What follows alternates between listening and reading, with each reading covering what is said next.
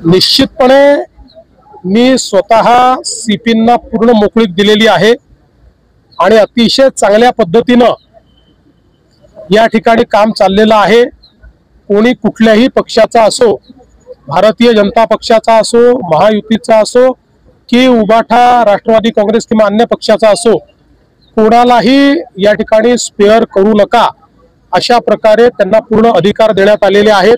त्यामुळे मला असं वाटतं की ही जी काही गुन्हेगारी आहे आणि विशेषतः गुन्हेगारी करत असताना काही लोक त्याला जो राजाश्रय देण्याचा प्रयत्न करतात, वेगवेगळ्या पक्षात त्या ठिकाणी राजाश्रय देण्याचा प्रयत्न करतात, तर अशा सगळ्या गोष्टींना मोडून काढायचा आम्ही या ठिकाणी निर्णय घेतलेला आहे। आणि सगळ्यात महत्त्वाचं आहे की कोणाचा काही पास्ट असो, पण आता जर कोणी गुन्हेगारीमध्ये जात असेल किंवा गुन्हेगारीत आढळेल तर त्याला आम्ही सोडणार नाही।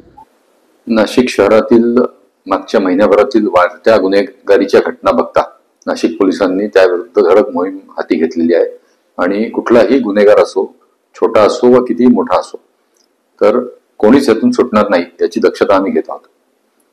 आम्ही वेगवेगळ्या प्रकारच्या मोहीम हातात घेतलेल्या आहेत, म्हणजे ते टवाळखोर मोहीम असेल किंवा ज्या ठिकाणी अवैध मद्य विक्री होते ती टपऱ्या पाडणं असेल किंवा प्रिव्हेंटिव्ह ऍक्शन्स घेणं, जे रेकॉर्डवरचे गुन्हेगार असतील, गँगस्टर्स असतील किंवा जे मोठे काही गुन्हेगार आहेत की ज्यांनी मागच्या काही फायरिंगच्या इन्सिडेंट्समध्ये त्यांची नावं निष्पन्न झालेली आहेत, तर त्या सगळ्यांच्या मागे आम्ही लागलेलो आहे। त्यातल्या अनेक जणांवर आम्ही कारवाई केलेली आहे आणि एक पोलिसांबद्दल विश्वास निर्माण होईल अशा प्रकारचा एक मेसेज आपल्या मार्फतीने, माध्यमांच्या मार्फतीने जनतेकडे जावा ही नाशिक पोलिसांची आपल्याला विनंती आहे।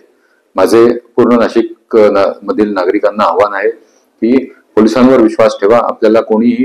आपल्याला काही बॅनर लावून, रील्स बनवून असं जर भासवत असेल की मी फार मोठा भाई आहे, मी फार मोठा सरकार आहे, मी फार मोठा बॉस आहे आणि सगळं मीच चालवतो, तर आपण फक्त येऊन एकदा आम्हाला त्याच्याबद्दलची आपली तक्रार सांगा आणि आम्ही त्याच्यावर योग्य कडक कारवाई करू याचं आश्वासन आम्ही तुम्हाला देतो। अन्याय अत्याचाराचा पर्दाफाश करण्यासाठी एबीपी नाशिक टीव्ही चॅनलला सबस्क्राइब करा आणि बेल आयकॉन प्रेस करा।